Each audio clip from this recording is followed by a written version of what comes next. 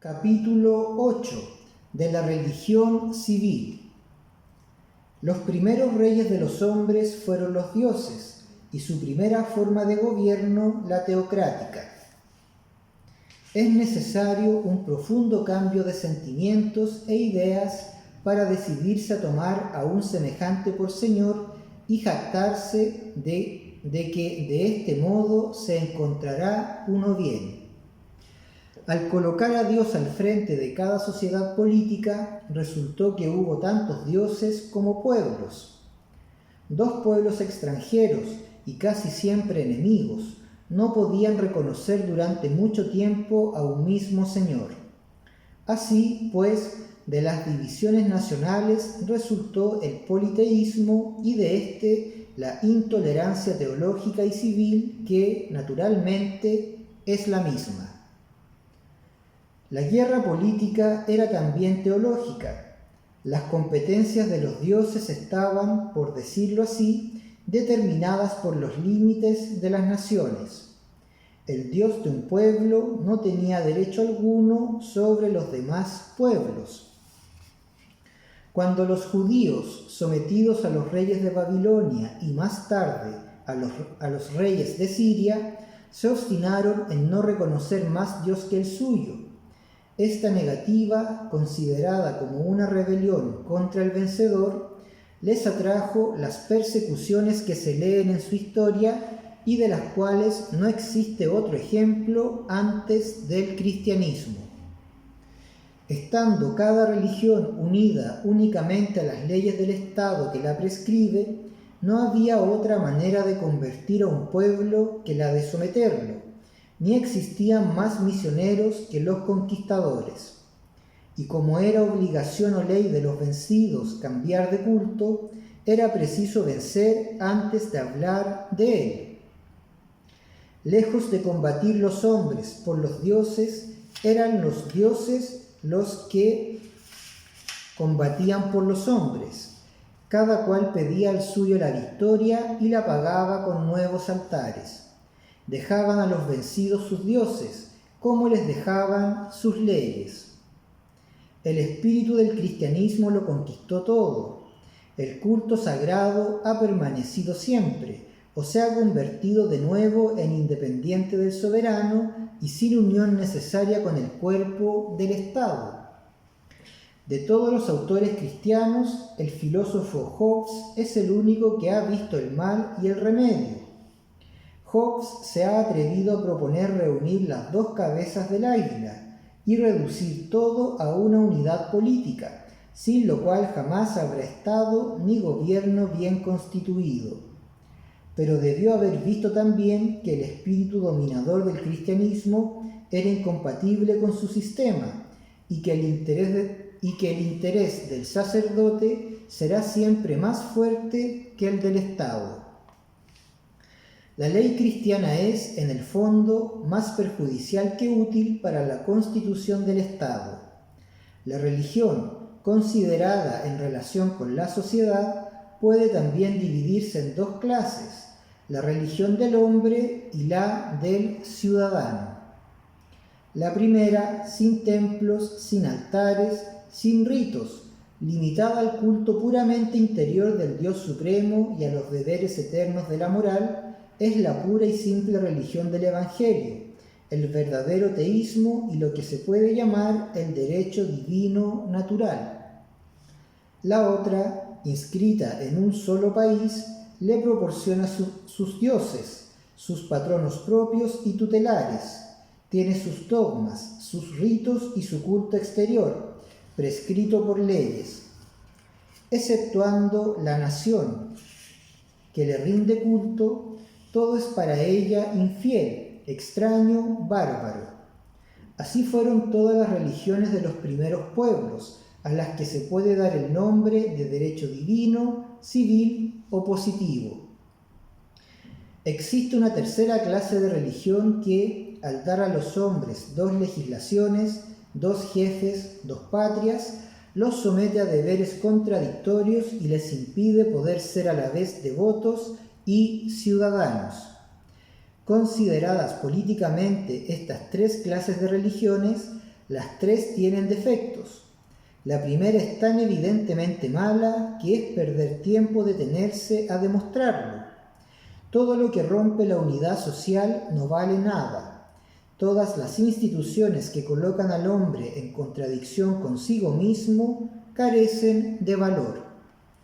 La segunda es buena, por cuanto reúne el culto divino y el amor a las leyes, y haciendo a la patria objeto de la adoración de los ciudadanos, les enseña que servir al Estado es servir al Dios tutelar.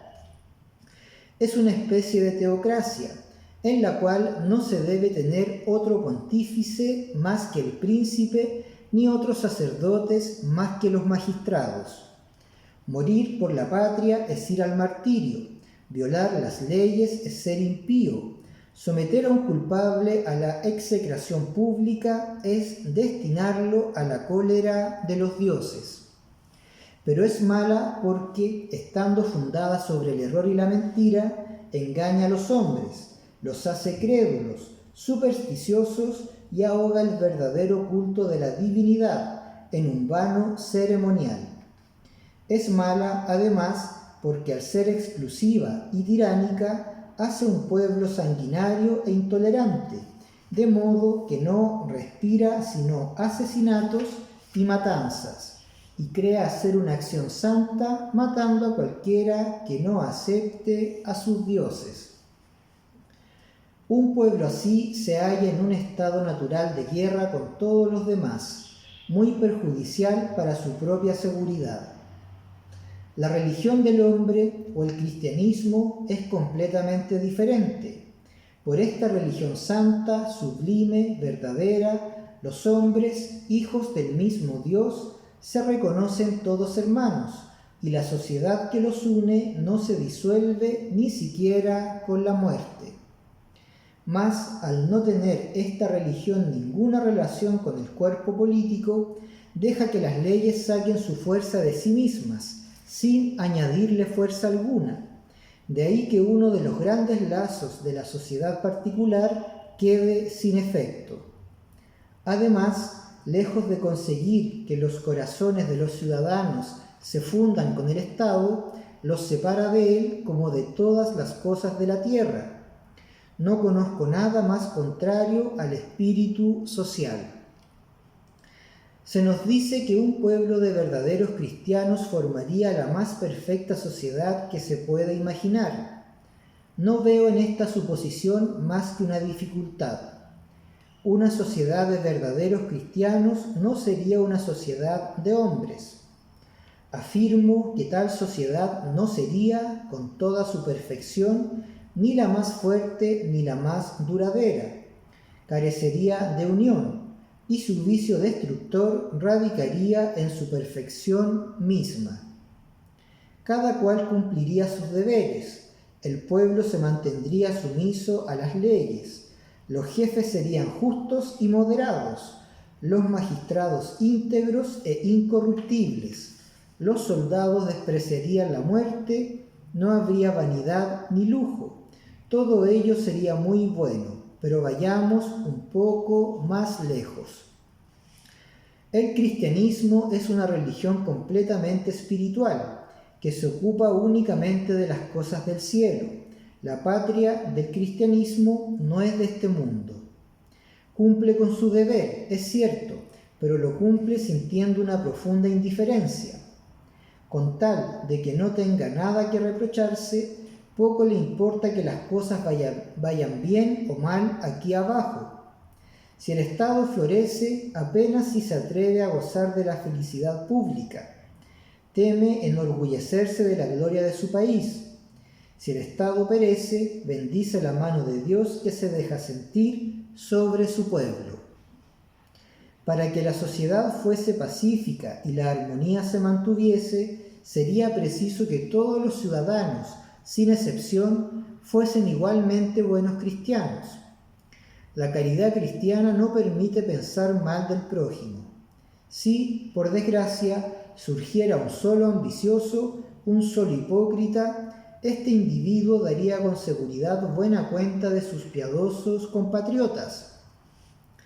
Desde el momento en que encuentre, mediante alguna astucia, el modo de imponerse y apoderarse de una parte del poder público, nos hallaremos ante un hombre constituido en alta dignidad. Dios quiere que se lo respete, por tanto se convertirá enseguida en una autoridad. Dios quiere que se le obedezca. Si el depositario de este poder comete abusos, es porque es el instrumento que Dios utiliza para castigar a sus hijos. Si se tomase conciencia de que hay que echar al usurpador, sería preciso turbar el reposo público, usar la violencia, verter sangre, y todo ello concuerda mal con la dulzura del cristianismo. Y, después de todo, ¿qué importa que sea libre o esclavo en este valle de lágrimas? Lo esencial es ir al paraíso, y la resignación no es sino un medio más para conseguirlo. El cristianismo no predica sino sumisión y dependencia.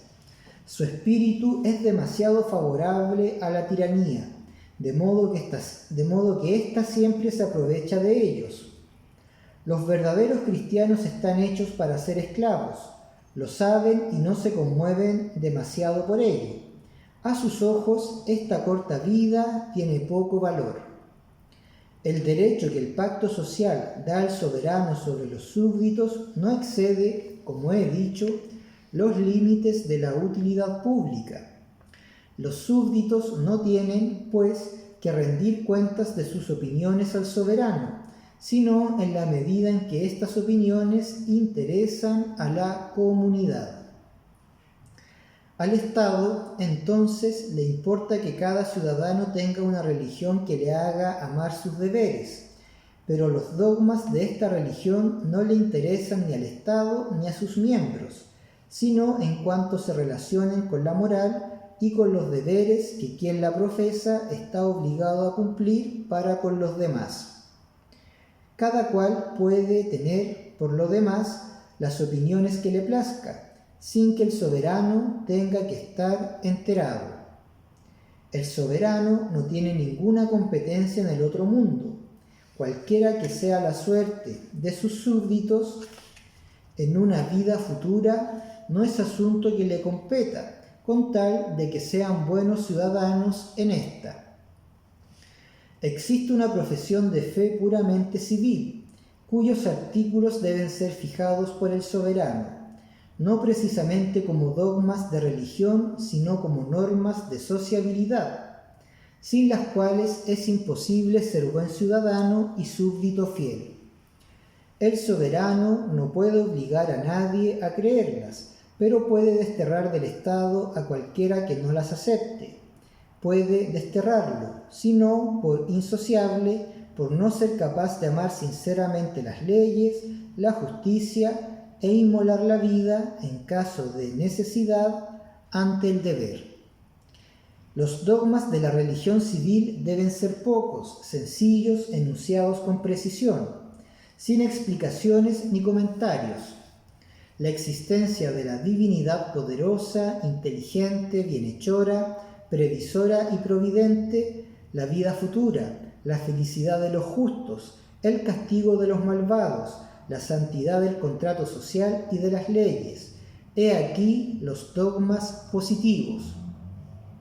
En cuanto a los negativos, los reduzco a uno solo: la intolerancia, que forma parte de los cultos que hemos excluido. Los que distinguen la intolerancia civil de la teología, en mi opinión, se equivocan. Esas dos tolerancias son inseparables. Es imposible vivir en paz con gente a quien se cree condenada. Donde quiera que la intolerancia teológica esté admitida, es imposible que no tenga efectos civiles, y tan pronto como los provee, el soberano deja de serlo, incluso en lo temporal. Los sacerdotes se convierten en los dueños, los reyes no son más que funcionarios suyos. No existe ni puede existir religión nacional exclusiva. Se deben tolerar todas aquellas que toleren a las demás, mientras sus dogmas no contengan nada contrario a los deberes del ciudadano.